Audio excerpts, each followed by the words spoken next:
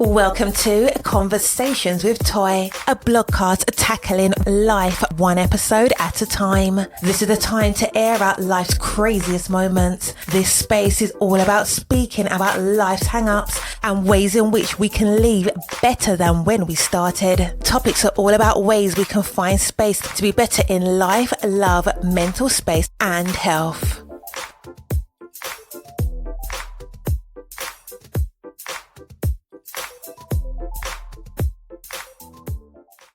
Happy Friday. I hope that you have had the most amazing week. It is Friday. We are going into Halloween weekend. Now, if you did not listen to last week's episode about Halloween, go back and listen to it. It is hilarious to me, and especially for the PKs, that's preacher kids who were not allowed to dress up for Halloween because, you know, that's taboo.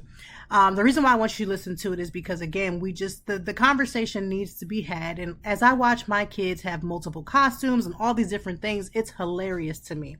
But go back and listen to that. But if this is your first time, you've never heard this podcast, never even knew it existed, welcome. Thank you for tuning in. I always say that tuning in is not by mistake. You were prompted to come so that you can learn something, laugh, get a relief, know you're not the only one, sprinkle some life into your world, talk about some things that people may shy away from, all the things. I am Toy, the podcaster. I am also a content creator and a lifestyle and mental health and wellness blogger. I know that's a lot, got a lot of titles, but what that truly means is I am here in my space. I talk about my own personal mental health journey, the highs, the lows, all the things in between. And I'm here to encourage. I'm here to inspire. And what works for me may not work for you, most likely won't, but it should at least spark something that will help you to either add to your journey, take away from your journey, or for you to focus on the fact that it's okay to have a journey. Because again, everybody's going to tell you that you must be perfect. You must have all the things together. And we all know if you lived in this world and you just live a little, like my great grandmother would say, just live a little. You know that's not the case. So welcome.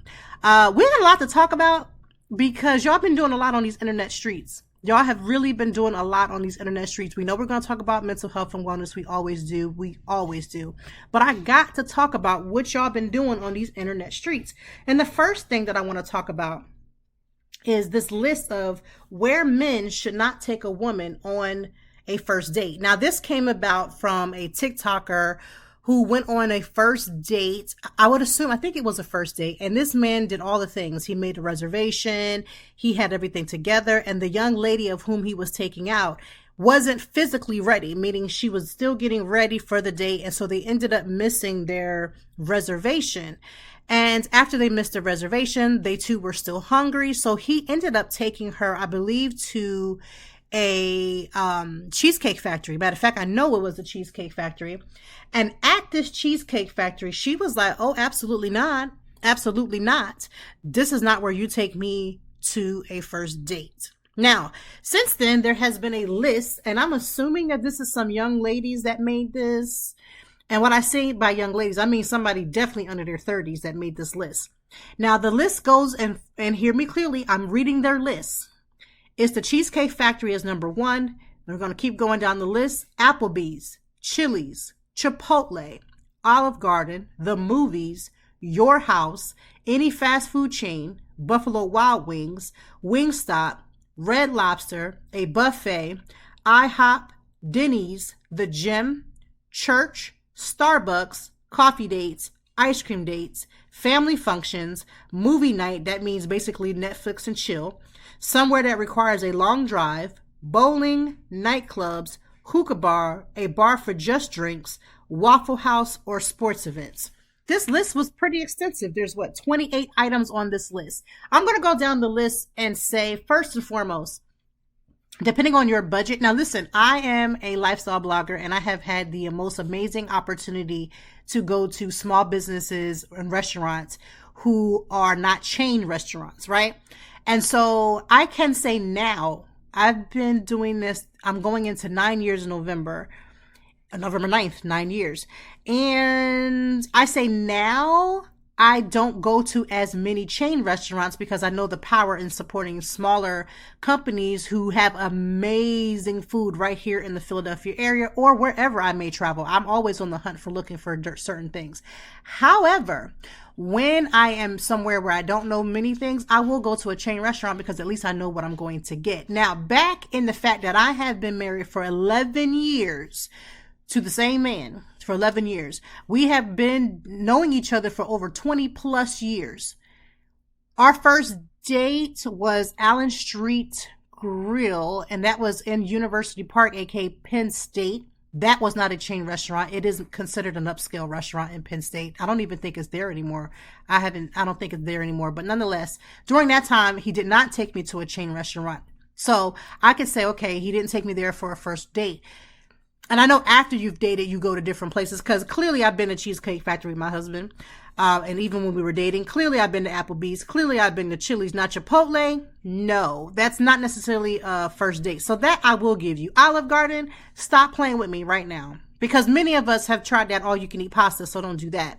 The movies, I've gone to the movies. My husband and I have gone on dates to the movies, even when we were dating, because we were broke college kids. It is what it is. And also keep in mind, you have to realize what part of your life are you in?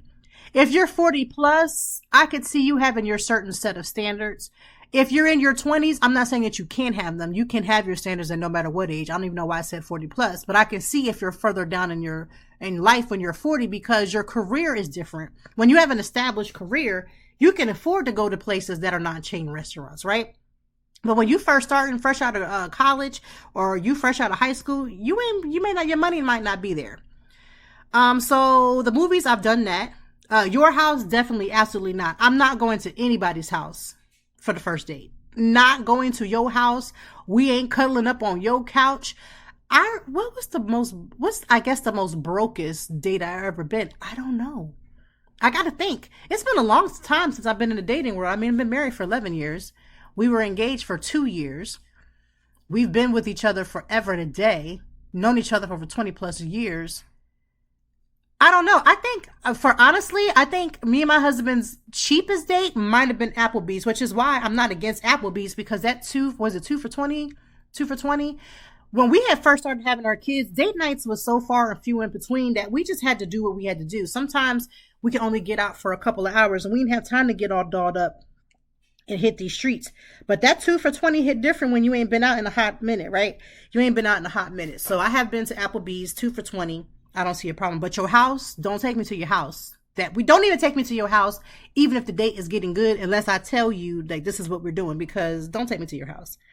Any fast food chain, yeah, I agree with that.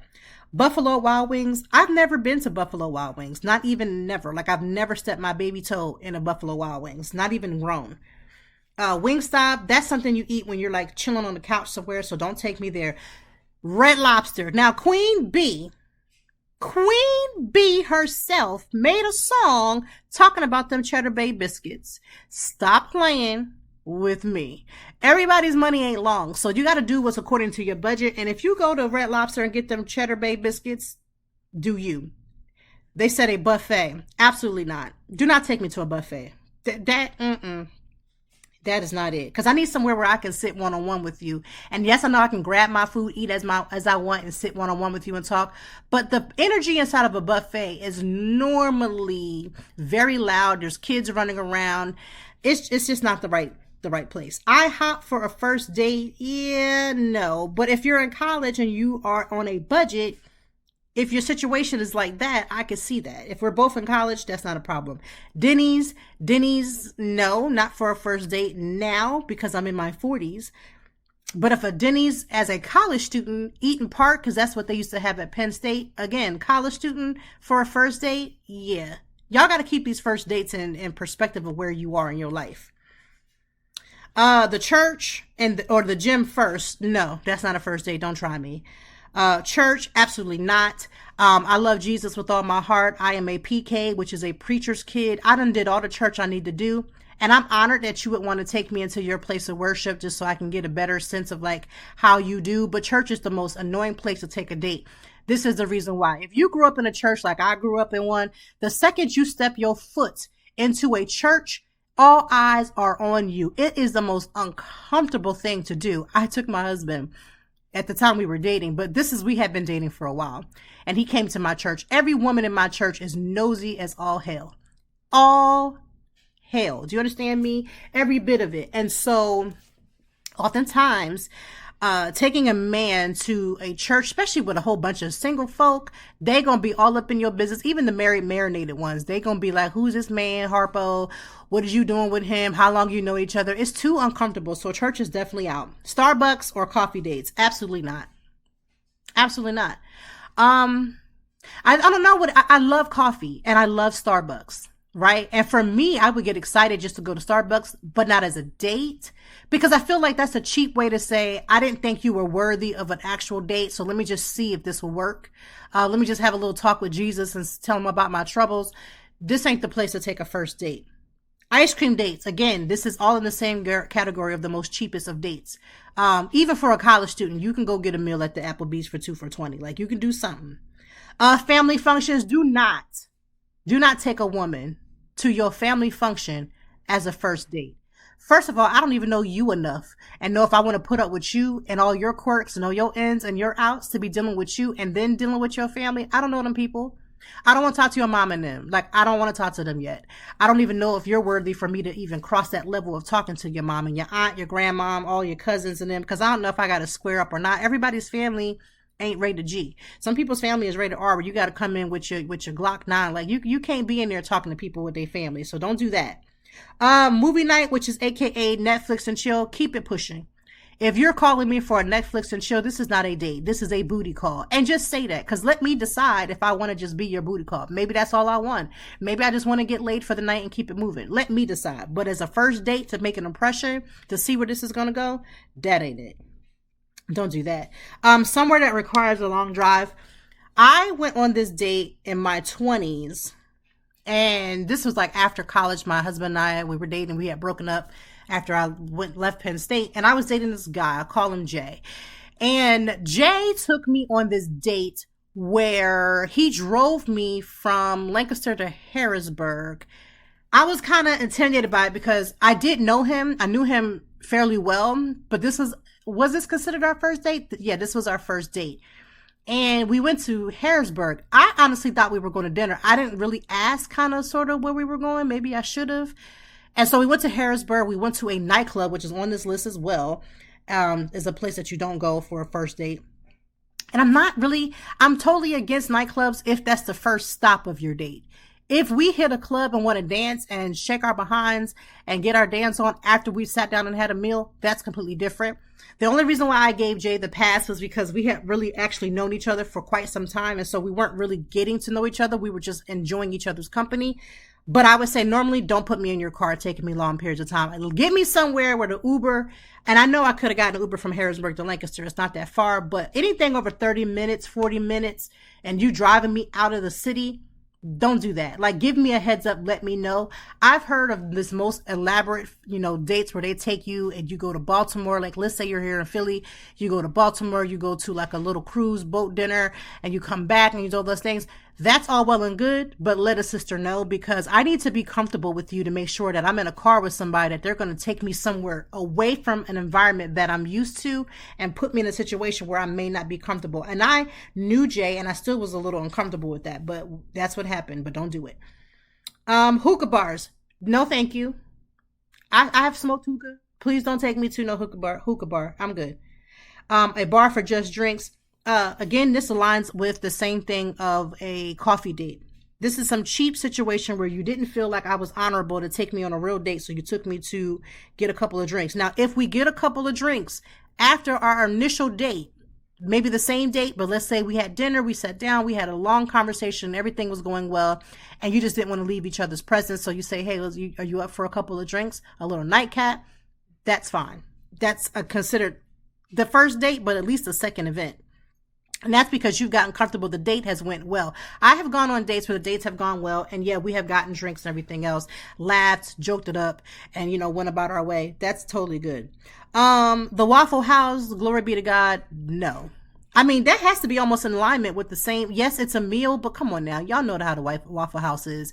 Every Waffle House I've ever been to has been some, spot you go to after, like, especially if you've been out. That's the spot you go to on the after. Now, if we hit up a proper date, we go have a few drinks and then we go to the Waffle House because now we still can't get out of each other's presence. We really are vibing. And then we decide to go to the Waffle House. Again, that's the second or third event. That's not the first one. Okay. Sports events for the first date is out because you don't really get to talk to each other. Now, if you're doing a sports event first and a late dinner after, then I might be down. Because now you've gotten me into an environment where we can kind of like break the ice first. We can have a good time. We have a couple of drinks. We're laughing. We're cheering. We're kind of seeing how you do in these sports events because some of y'all men be tripping. I mean, I get it. The environment is hostile. You be doing the most, but I've seen people lose it. So if we're doing that first and then going on a second date, maybe, but that's for somebody who can control their liquor. Because if you get in a sports event and you go in and you're having like 6 or 7 beers, now you're slosh and that's our date, like that's enough. However, I will say that will be revealing and very good to know because now you've gotten that out the way. This person can't hold their liquor. So that's actually that might be a good indicator. But no, first dates at a sporting event only if there is a second location to go to after that, like a late dinner, something else. But yeah, sporting events. I say this. Everybody should have some sort of standard. That young lady was so mean to that gentleman after he took her to the Cheesecake Factory because she was like, do I look like the girl that could be out going to the Cheesecake Factory? Maybe not, but do you need to be looking like the girl that can get your behind ready for a date in time? If you need all day to get ready for a date, okay, then why didn't you get ready earlier in the day? All that primping and prancing is great because you want to set a good impression. You want to look good. I'm all for looking good, feeling good, doing all these things.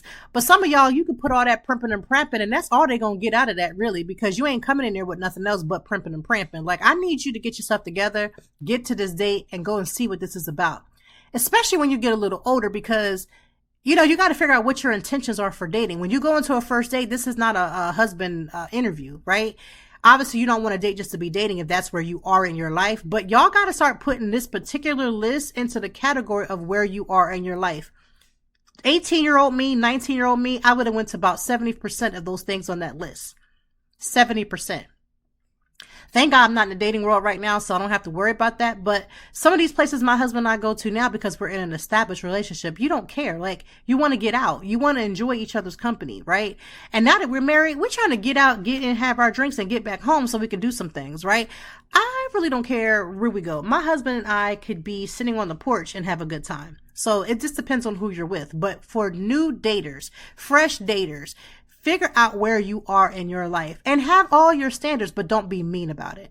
The way that girl treated that man about this cheesecake date was out of control. Like, sis, you ain't never been to a cheesecake. Remember, this isn't him going there as the initial date. The reason why you're at the Cheesecake Factory is because you couldn't get your life together. You couldn't figure out how to do your makeup and get your hair whipped up. Sis, it don't take all that. I promise you it don't take all that because most women who take all that, they're already pretty much put together that way. They're just trying to put together outfits and stuff. Why you ain't do that the day before? Get your outfits together, go and have backup options. Why ain't you do that? See, I feel like we're not being realistic in our situations. We're not being realistic of how we approach things. So y'all was doing the most this week about this list. And some of these comments on these lists, I know for a fact y'all need to stop lying, especially about them Cheddar Bay biscuits, right? I fools with them Cheddar Bay biscuits, first of all. Beyonce, who is a whole millionaire, says she'd take her boo to the Red Lobster and get them biscuits. Now, she didn't say she would sit in that Red Lobster. She said she'd get you some. That means she may get you on a jet, get you on a plane, have that stuff delivered to her. But she not even anti-Cheddar Bay biscuits, so y'all need to stop playing around. So make sure whatever dating list you use is the one that you choose and that you want, that you have your standards for. That's all I can say. But let's go ahead and go to the most extreme situations that have taken place on these internet streets. Brian McKnight, the beautiful brown-skinned songstress of all time. Well, not all time, but up there with the greats. Great singer, great performer. If you've ever been to one of his concerts, you already know. However, as a human being, as a father, trash energy, straight trash energy. I have talked about toxic parents many times before, specifically toxic mothers. I even have a blog post that I will include for toxic mothers in this post. So if you go to the show notes, you can read it for yourself. Toxic parents are the worst.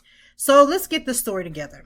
Brian McKnight has, I believe, at least 2 biological children before this new marriage. He was married to the children of his, the mother of his children, of the first 2. I know he has at least 2, a daughter and a son. And the son and the daughter have had this tumultuous relationship. They're estranged. They don't really deal with one another. But Brian McKnight, although the kids have taken and done some things as well, Brian McKnight has taken petty to a whole nother level. He has decided to change his namesake. So he has a Brian McKnight Jr., the actual junior, which is his namesake. He decided to change his child's name, change his name, I believe, so that he could match his newest son. So his wife, his current wife, has 2 kids from a previous relationship. He treats them like he birthed them himself. Nothing wrong with that on the surface, except for the fact he doesn't do the same for his biological kids. Now he has this newest son who he's just acting like this baby is from King Zamunda and treats this child like, Jesus walked. Just so we're clear, changing this name and doing all these different things isn't going to change the fact that you are still biologically these other kids' father. And the fact that the world now knows, like all this time he's been crying on the internet about how these kids, his biological first kids, were just like, such an issue, so problematic, and then turned around and did some problematic crap himself. Like, I need you to understand that doing problematic things doesn't change the fact that everybody's just doing the wrong stuff at this point. I really like Brian McKnight prior to this. And there's even a concert here in Philadelphia that I'm quite sure I'm not going.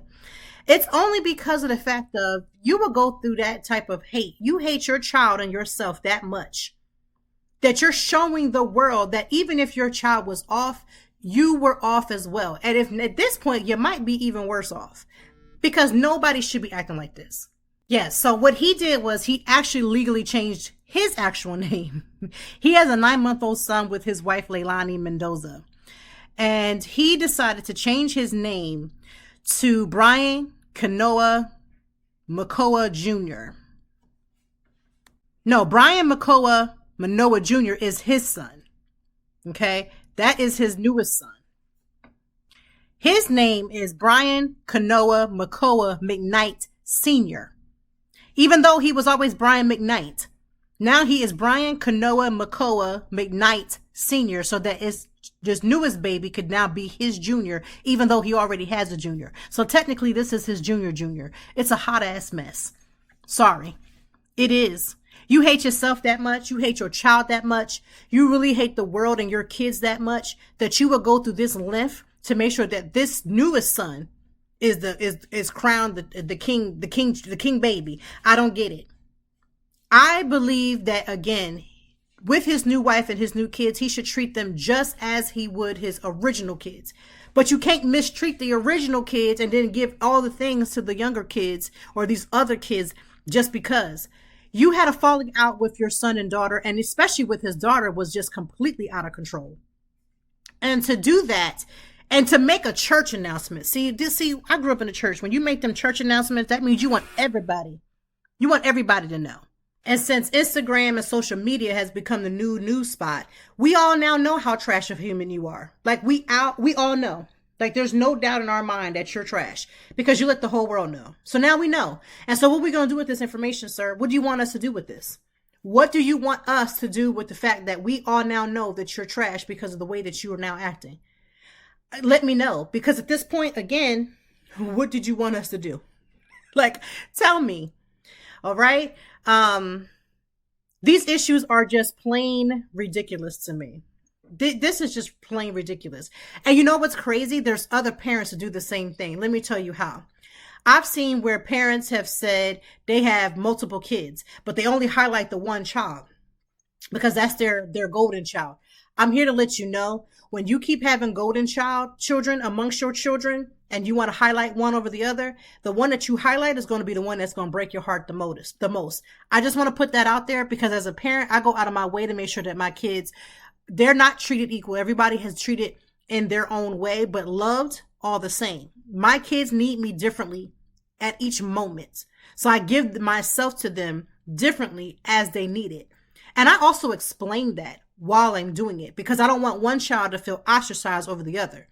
But some people grow up and they have the kingdom child, the child everybody roots behind, they put all their energy behind, only for that child to disappoint you, only for that child to do the most, only for that child to break your heart, only for that child to grow up and be a disappointment because you done put all this energy behind that one and didn't do no love giving, no giving support behind all of your kids. And see, this is my thing. If you can't support them all, don't support none at this point. Right? Show up and be the parent you're supposed to be, even when your kids act a fool. Because we know I'm a child, right? A child of my parents, right? There's been plenty of times where I've acted a hot mess. But you got to stay who you're supposed to be, because changing because I'm a change is completely different. It's crazy to me. I don't know what the McKnights are going to do, but what I will say, I'm going to give much props to Brian McKnight Jr., which is the actual oldest son of Brian McKnight, his first namesake, is that he was very classy in his response. And I do mean classy. He's a lot more classier than me, because I'm telling you right now, I'm not Michelle Obama. So when you go low, I'm going to go all the way low. Like when you go low, I'm going low. Brian McKnight Jr., this is the son, says, "I'm not ashamed of the name my ancestors had. I'll never change the name my own son now has. We are witnessing an obscene level of self-hate that has reached mental illness status at this point. All we can do is pray for that man and my little brother, who we will all welcome with open arms one day, once he realizes who his real family is. Legacy isn't in the name, it's in the character of the people. It will all be quite clear soon, just who's on the right side of all of this, because there's no escaping what's coming." I'm here for that. That was classy. Because see, me, I'd have let them know. And see, that's why I be working on me. This is why I stay in therapy, because I'm telling you, I'd be ready to respond. But see, I would have called them and let them, like, I would have called my parents and let them know they was out of pocket. Even if we didn't agree. Like, let's be clear. I've given and do give my parents the most utmost respect, but I'm also the most, what's the word? Not aggressive, but I am the one that's the most talkative, which means I'm not the one that's going to sit there and eat my rice in the corner. If something is not right, I don't care who's involved, I'm going to speak up. I don't got to be disrespectful in doing it, but I'm going to speak up. I'm probably, out of all three of my siblings, I'm going to be that one. If there's one that's going to make a stand and say something that's not scared to be vocal, it's going to be me. I'm okay with that, because I'm raising 3 kids that hopefully will do the same. But I would have called them. I would have made that statement online. No, I may not. I might have called them first just to have that conversation to see what they were going to do. And then after that, just depending on the response, I might have went in. But I would have went in on the phone, right? I would have went on the phone, because again, this is some type of self-hate foolishness. You hate me so bad that you would try to change, no, not try, you changed your name so that you can keep and prop up the other children. And I'm not against this new baby getting all the things. I'm not even against the new wife's children, who are grown, by the way, getting things either. What I am against is self-hate. What I am against is toxic parent. And this is why when I go on TikTok and I see parents, especially the older generation, who their kids are estranged from them, there's a reason. Stop lying to yourself. Every child ain't going off and is wrong about it, right? I hate that. I hate that we want to sit there and say, well, these kids are just disrespectful. Yeah, kids are disrespectful. Grown, little kids, big kids, in between kids that you ain't had yet, they can be disrespectful. But sometimes when this pain and hurt is going on, don't try to diffuse it. Don't say whatever. I hate that. Listen, don't respond to me and I'm coming to you about something. If you hit me with the whatever, I've heard whatever so many times that the second you say whatever to me and dismiss me, I have learned in therapy that I'm not shutting down to not address it. I have to immediately disconnect myself to not just be so verbal, because my new response now is I'm not taking that. Like, you're not going to whatever me. You're not going to whatever me, and okay, you're not going to whatever me to death, because it's not going to work out. Like, I am the type of person that will say, listen, whether you agree with it or not, that is my truth. That was my response to whatever you said or did from the past. You've got to be able to hear that. But Brian McKnight Sr., he need Jesus. I don't know what bath we have to, throw him in so he can get a new baptism, but he is not right. He is not right. Again, I hate that all of this is spilling out on the internet. And like when I talk to my parents about things like this, a lot of times they say, well, why does this stuff come on the internet? Well, because people have a right to post what they want to post, right? And when you post it, see, he posted it first. Nobody would have even have noticed maybe for a little while that he was anything other than Brian McKnight Jr., Sr. Nobody would have ever noticed that. Since he wanted to make a church announcement and put it out there and make sure everybody's fully aware, the disrespect to your other kids is so loud. The disrespect is loud. But what I don't like is the older generation want to have their disrespect loud, but they want your response to be quiet. No, ma'am. No, sir. Respectfully, absolutely not. See, I used to always say match people's energy, and I know you're not supposed to match people's energy because, you're going to give away your energy and all that stuff. Stop right there. Y'all can't throw rocks and hide hands. I've had this conversation many times with my aunts, grandparents, parents, whomever. This isn't about throwing weight and acting like I'm bigger and badder, because that's not it. I don't have to prove anything. Because when you're grown, that's the one thing I love about being grown. When you're grown, you already know you're grown. So nobody needs to tell you nothing, especially when you're grown and you don't need nobody to pave your way and pay your way. You good. But you've got this older generation. Hear me clearly. If you're listening to me and you are over the age of 50, 60 years old, I need you to lean in. Like, put your body and lean on in. Lean on in. I'll wait. Come on. Lean on in. All right, you here? Listen to me. I believe in giving the older generation the utmost respect. You are here. You have done the things that I have yet to do. And I will look to you for encouragement, to look for you to match your cadence, to look for you for guidance. I'm all for that. Like, I am team all that. But there are habitual line steppers in the 60-plus-year-old people and above. One thing about my great-grandmother, she was in her 90s. I think she was 95 when she passed. She didn't have to command respect because respect was given because of the way she treated people, right? She ain't never have to beat her chest and let nobody know that she brought you in this world, she'd take you out. She didn't have to do none of that because we already knew that. Right? So we already gave her the respect. It's them 60 and plus older folks that's still trying to let us know. We know. We heard you. We've heard you our whole lives. But this right here, you will definitely get a public response. And even if you don't get a public response, I will definitely have a conversation with you. I will not let nothing like this slide. I will not let nothing like this slide, because you know what's going to happen? I hold it in. I'm hurt. I'm resentful, I'm in my feelings, and I'm throwing darts at something that you ain't gonna never feel. I have to at least speak my piece.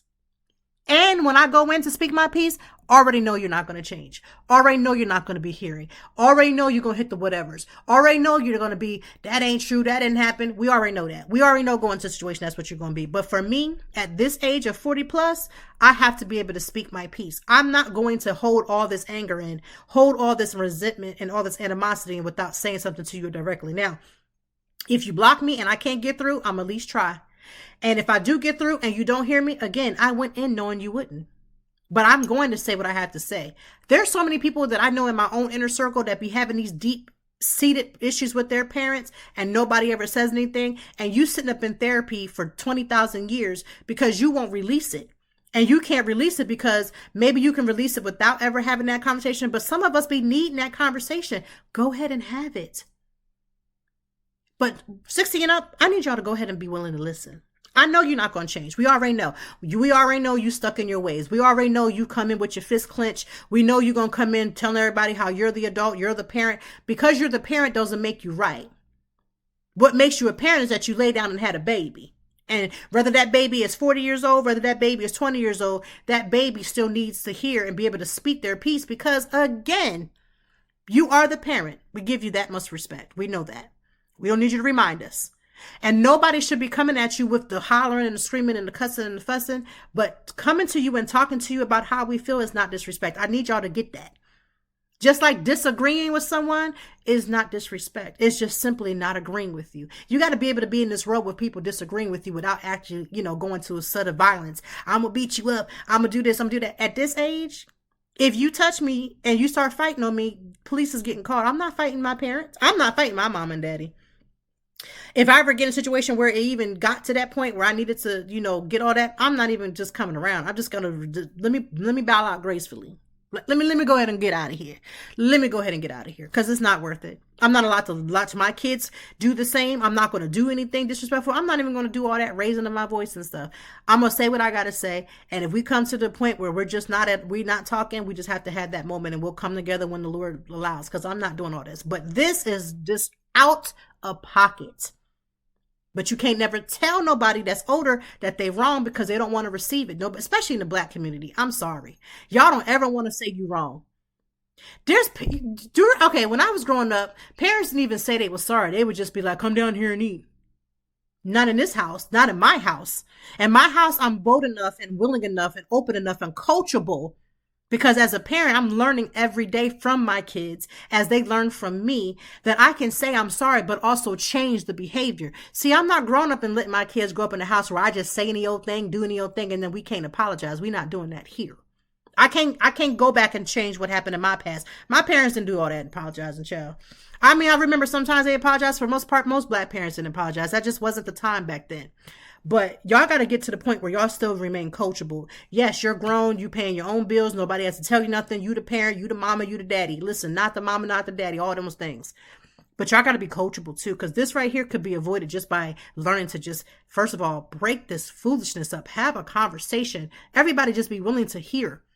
Not willing to respond. See, some people are willing to respond off what they hear. If you say one thing, they're going to do something else. Like, I come into situations like that often. So sometimes I got to tell myself, back down, girl.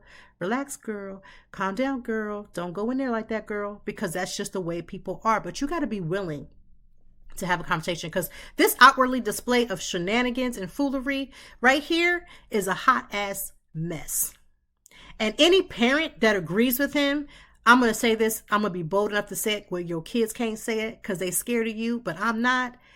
You are a hot ass mess. I stand 10 toe downs on that. I stand on that forever. Because if you agree with the way Brian McKnight is acting, you can join the Hot Ass Mess Express and go and gallop up into the future where you'll be by yourself. And I pray you get yourself together, because you'll be sitting somewhere, not somebody's nursing home, praying that somebody comes and visits. Just putting that out there. All right, let's move away from that toxic behavior, because I can get riled up about that. It's just one of my personal pet peeves. It's literally one of my personal pet peeves. And let me tell you why. I'm going to tell you why, then we're going to move on. The reason why it's my personal pet peeve, because I used to be extremely toxic. So I was the kid that was just like out of pocket, doing the most, hollering and screaming, ready to knuck if you buck. That was me. But my life is so different now that I don't have the tolerance for this. This right here, this is why I'm automatically saying something. I'm not checking no adults. I can't check a parent. Like, I'm not checking my parents. I can never do that. But if this was my parents, we would have to have a conversation, or we'd have to come to the understanding that we would never be having a conversation again. Right? And I've had moments like that. Not necessarily with my parents, but I've definitely had moments with other adults where I'm just like, we not doing this.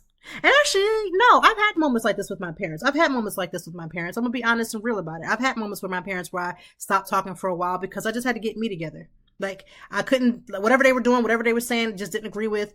I needed time to get me together. And I was still in that knuck if you buck moment. And it wasn't knucking to like fight them. It wasn't all that, because God forbid they hear that and they're like, oh, here you go, da da da. We don't need all that. What I am saying is, my first intuition is to be aggressive. My first intuition is to not let anything slide. And my first intuition is absolutely to go off the deep end. Like, literally, my first intuition, like, I'm fighting first, asking questions later. This is how I was before. So I try very hard to move away from that mentality, to try to find some understanding, to be coachable, to listen. But this right here, I could never let slide. And the toxic behavior that I have to move that far away from toxicity that I can't dibble my foot into that. I just can't. Now, this weekend is daylight savings time. This is when we go into hibernation mode. And it sounds great. We feel like we get that quote unquote extra hour of sleep, when reality, if you're a parents, you already know that extra hour of sleep is not the will. First of all, these kids do not sleep in. They don't even believe in the spirit of sleep in. All it does is it gives you an hour to be like, oh my God, I thought I was late, and to discover that you're not.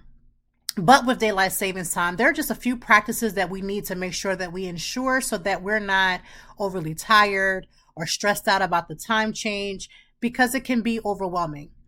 First of all, continue trying to eat as healthy as you possibly can. Continue your workout plan. Don't let it go to where you feel like, I don't have to work out. I'm fine. Like, continue whatever points and plans that you have. And also try to get up at the same time that you normally would. So that means you're going to have to be aware of your time, to set your time the way you need to.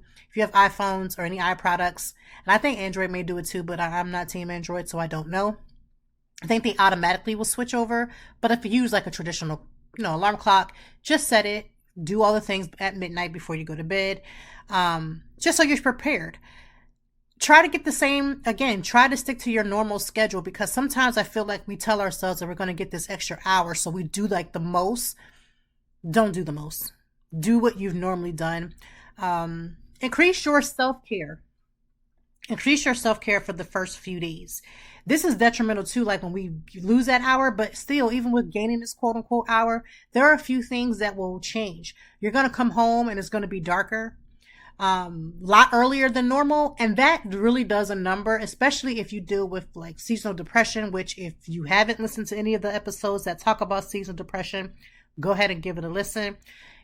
This is very imperative because coming home when it's darker gives you less energy or makes you feel as if, one, you should just sit in the house all day, finish watching TV, not have movement, not continue with your regular schedule. You may find that you may not want to go out as much because it's dark so early. Try to keep with your schedule. If you know that you are prone for seasonal depression, start bringing out those tools such as the blue light when you're sleeping. If you use the light therapy like I do, which I'm going to plug in today because I want to make sure that I'm prepared for it, is making sure that you use it. 15 minutes per day is something that you need that'll help you to be able to see what you need to see, give you that artificial light, make you feel as if you're in the light when you're not. Sometimes I tend to use it more at night. Sometimes it just depends. Most times I use it at night just because, again, that darkness early really triggers like that seasonal depression in me. Sleep is essential. If you're struggling with sleep, I want you to be honest about that. Talk to your doctor to talk about plans. For me, I use sleep phones, which I will put a link in the show notes because they are soft. You never like go to bed and you want to listen to music, or you want to listen to what's the sound? The white sound and things like that, white noise. But maybe you have a partner or someone that you sleep in a bed with. That's your business. This is not my time to judge you. But it's a soft headphone that you can put on your head, and it's not like the bulky ones where you're sleeping on it and it hurts. It feels like having like an earmuff on, but not even really an earmuff. And it's super soft. You put it on your head, and I can listen to the white noise. I can listen to my music that'll help me sleep. I also will start using, well, I've already started using, but I suggest that if you use a weighted blanket for like if you deal with anxiety, sleeping issues, sleep with a weighted blanket. Start off with like a 15-pound one first, or even a 12-pound. Start off with those before you work yourself up to 25. Everybody does not need a 25-pound weighted blanket. Get a 10-pound one. Get a 12-pound one. Get a 6-pound one. Get whatever poundage that you need first. Start off light, work your way up. You may not even need it, but it gives you like this warm hug. And for me, it helps to sustain myself to stay in one position while I'm asleep. The tossing and turning is decreased so that I'm able to get a better quality sleep. So your weighted blanket, your light therapy, sticking to your sleep schedule, keeping some form of a healthier eating option is great. I know that during this time, because we're about to go into Halloween, weekend's going to come with some Halloween parties. You have all this candy around. Straight from Halloween, it's like you blink and Thanksgiving is here. You blink again, Christmas here. You blink for a half a second and New Year's is here. We are going into some of the heavily enjoyable eating holidays. Please don't start this spirit of deprivation where you're going to tell yourself you're going to deprive yourself so that you go into this deep guilt about not eating the things that you want. Don't do that. Substitute. Learn how to do healthy substitutes. For instance, I'm going to eat the things that I want. I'm telling you that straight up from the gate. If I want it, I'm eating it. For the simple fact that oftentimes telling yourself that you're not going to have something and then giving yourself and going through this drama of I'm guilty, I can't believe I ate that's crazy to me. Eat what you're choosing to eat and eat it in moderation. You don't need to eat 15 of them, eat one. You don't need to eat 10 of them, eat two. Drink one, have 2 cocktails. Like, figure that out. What I have started to do is I've started to increase. I still have wine. I still have cocktails in my house. This is not a dry house, right? But I have increased by having bottles of non-alcoholic drinks. I bought 2 bottles of a non-alcoholic drink from Gym Bar, and I'll actually link them in the show notes as well. And the reason why is because I know that I'm going to have a cocktail. I know that I'm going to enjoy my snacks. I know that I'm going to have my apple pies and my desserts because we're in that cozy season where people tend to have a little bit of comfort food. You tend to put a little bit more weight on. I try to substitute when I can because when I want to have my things, I will. This weekend, I plan to go out with the girls, a couple of my girls. We're going to an actual bar that is exclusively for the bars. Like, we're going to eat there, but we're going there for the drinks. I'm not going to say, oh, I'm not going to have my drinks because I know that I am. But I may substitute where, again, I have one cocktail, my one non-alcoholic cocktail or 2 non-alcoholic cocktails, not necessarily before or after, but just in the midst of my normal healthy lifestyle. Learning to add different things into your lifestyle is perfect. That's what I do. I'm always very clear that there's just certain things that I feel like I want to have. There's certain things that I want to enjoy. And so I will do just that. I enjoy things like that because it allows me to feel good about the things that I'm putting in my body without acting like I'm some health nut that I can't enjoy life. Like, it's just, that's not it for me. I want to be able to enjoy life. And to be honest with you, it's weird because as we get into the winter months and my usual seasonal depression does kick in. It's actually already started, but I've been doing better so far to maintaining it by being honest about where I am, being honest about it around the people that are the closest to me, withdrawing when I need that withdrawal. This has been a week of withdrawal, but not like a withdrawal where I'm like secluded with myself and I'm not talking to people. I actually been talking more to people, but I've been enjoying downtime. Like, I've had a few events this week. There was some that I just didn't go to. One I missed because I was having a mental health day. I needed a mental health day and I didn't even realize I had the event, and I apologize to that PR, but there was some that I didn't sign up for because I'm like, I'm kind of enjoying a little downtime. Like, I'm enjoying some quiet. I am enjoying not having to be on, not having to be somewhere every 2.3 seconds. So this week has been good. And I encourage every last person that's listening to add some downtime to your schedule. It doesn't matter if you're a parent. You don't have to be a parent to enjoy downtime. You don't even have to be a married person to enjoy downtime. Everybody in this planet needs some downtime. The other day I was discussing with my kids, we have our routine when we come home and about how we get our homework done and get their snacks together and they get all these things done. And I was encouraging them, like, listen to what I'm telling you, get in there and get what you have to get done so you can have your own set of me time. I personally like to make sure that my kids have at least 1 hour before they go to bed of downtime. That means that they're sitting down, enjoying an activity that they like, having some time to kind of, decompress, because this whole concept that kids don't need downtime is crazy to me. The concept that kids don't need to be respected, the concept that, oh, well, they're just kids. What are they doing? They don't have a life. Their life is made for them. Their life is made for them because my husband and I had them, right? They're supposed to be made for them. They're supposed to have a life that's supposed to be good because didn't we bring them here? Okay. So since they're here, they do deal with their own level of stress. Do you know how many kids are going to school and having lockdown drills about if there's an active shooter? They're stressing about the peer pressure of learning how to socialize amongst each other, just like some adults who are failing at that. There's a lot of levels of things going on. So kids need time to decompress. I have been trying to teach my kids self-care even though they're kids, because learning about self-care doesn't pop open when you become an adult or a teenager. They should be learning about that now. So we are always encouraging them, get in the house after school, get your snacks, get your homework done, get your shower, get dinner done, clean up so you can have some downtime. It's important. Everybody needs it. So I am encouraging you. Being booked and busy is a blessing. I'm always booked. I'm always busy. I'm always somewhere. but also increasing downtime, especially with the holiday season coming up. Prioritize what events that you want to go to. There are some events that I go to religiously every year because I thoroughly enjoy them. I look forward to them. I make sure that my schedule allots for them. I go in and I seek them, make sure that I have them together. There are certain things that me and my family do. That means the people in my house, we enjoy certain activities that we do together. They are non-negotiable. We enjoy them, so I'm looking forward to them.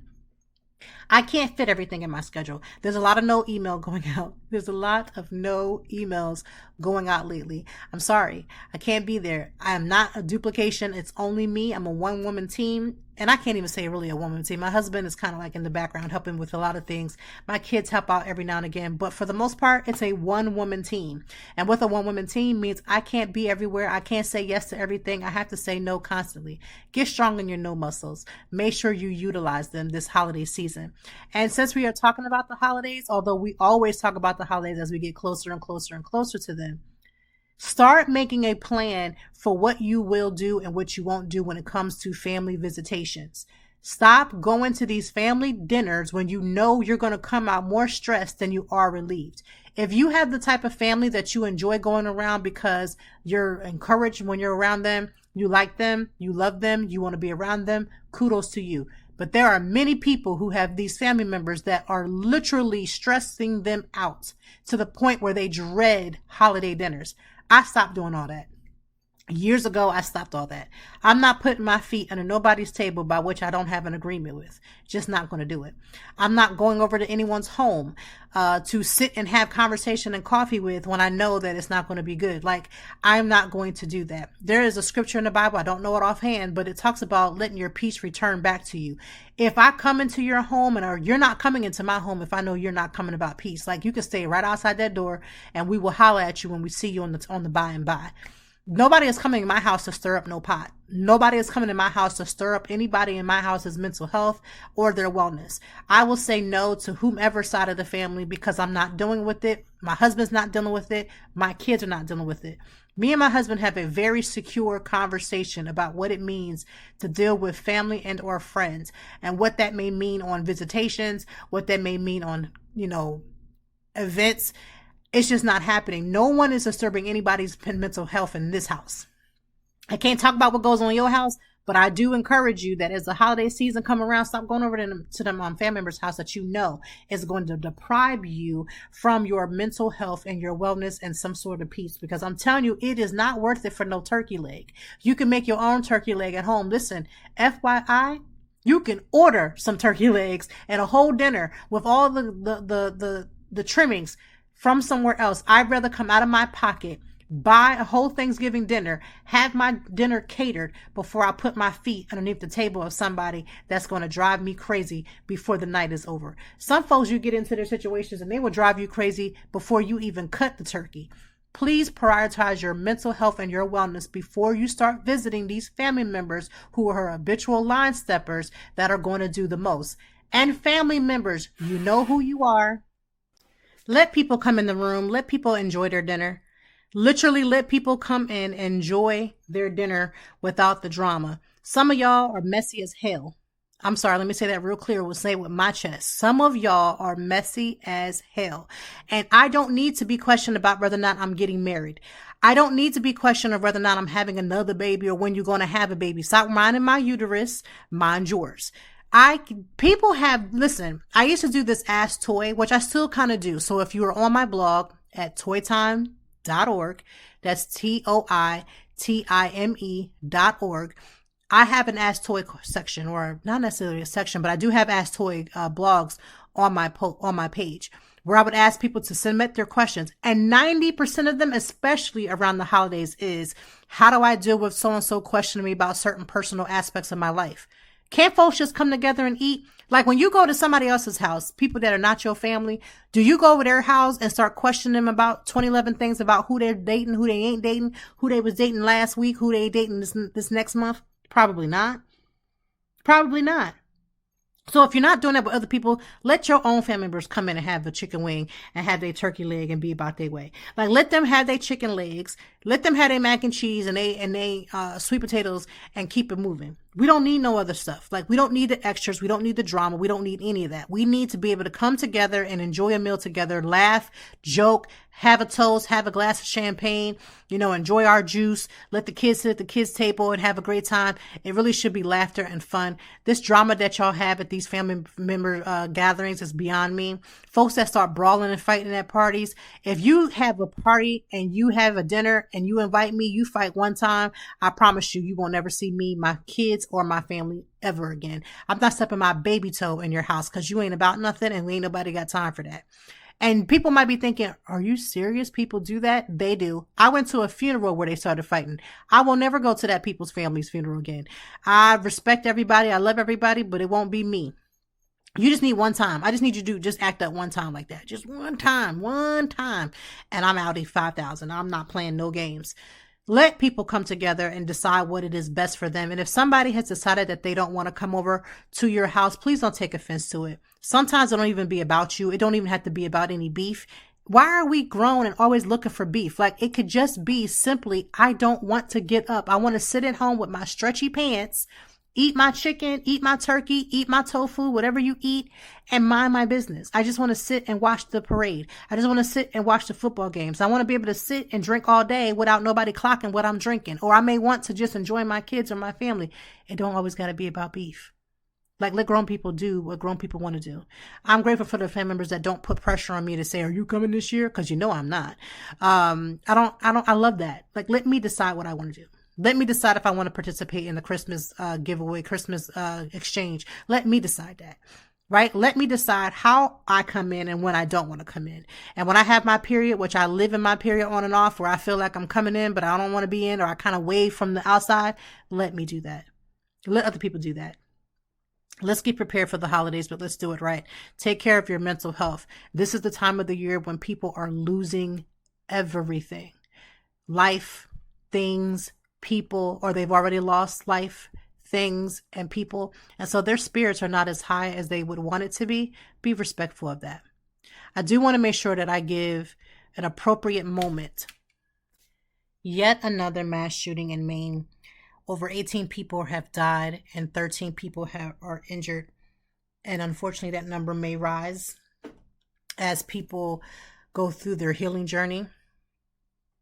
It is just disgusting to me how we live in this country where, again, we don't have a grip on gun laws. Now, before y'all come for me, I am a military brat. I honestly believe we all should be having the ability to arm ourselves. I just don't think we need to have the ability to have a terror that we don't necessarily need. Anything that the military has, we don't personally need as civilians. We just don't. And if that's something that you feel you need to have, this may not be the place for you. To think about the people who are dead and wounded right now is unsurmountable. Like, the fact that we have so many people who don't gather that, don't get that, don't put that into the thought process of the lives that are being touched, the people who are on the ground that are trying to help those. This is traumatic times. And this is why I say we have to prioritize our health, because our mental health, because the way that life is happening all around us, it gets crazy really quick. So my heart goes out to every person that unfortunately lost their life and are wounded right now during this mass shooting. And I pray nothing but healing, and that you have everything that you need as we go into this unforgivable time. Thank you for listening to the podcast. I appreciate all of those who listen and share. Make sure that you leave me a review. I like to read my reviews. I appreciate the reviews. If you're not subscribed, go ahead and be a subscriber to the show, because I love it. I love for you to be here. And again, we always talk about mental health. We always talk about wellness because it's important. Nothing that we do, we can do without having our minds right. And there are times when our minds are just not all the way there. We have those moments when we're on our low points, but then there's so many times we have our highs. It may have been all joking about the dating list, but truly figure out what works for you. Making sure that you do what's best for you. Do not let this world walk you out of a blessing of the man that you could have or the woman that you can have in your life over the Cheesecake Factory. And remember that regardless, try to enter something with grace. If there's something that you truly do not like, it's okay to say it. It's not okay to be mean and malicious when you're doing it. There's just no need for it. So Again, sending love to everybody who is hurting, not even just from this mass shooting, but just hurting in general. There are so many pains that people go through every single day that they silently go through every day because they don't feel like there's people in their lives that are worthy. I want you to take that in consideration. There could be people in your own inner circle, my own inner circle, that don't feel worthy enough to say that they're going through something because they know that they're going to be judged. They know they're not going to be well received, or they just don't have the strength to even formulate and put into words what they're going through. So for those who are having those moments or will continue to have those moments as time goes by, my heart and prayer is that everything will get worked out because everything does work out for our good. So sending you love. Thank you for listening, and thank you. And we'll be back next week with Conversations with Toy. Thank you as always for joining me, and I know that even in the deepest or joyful conversations that there's something we can learn and apply. Until next time, I hope that you are doing better. If not, we will be back to talk some more and handle it. Peace to you and yours. Stay grounded.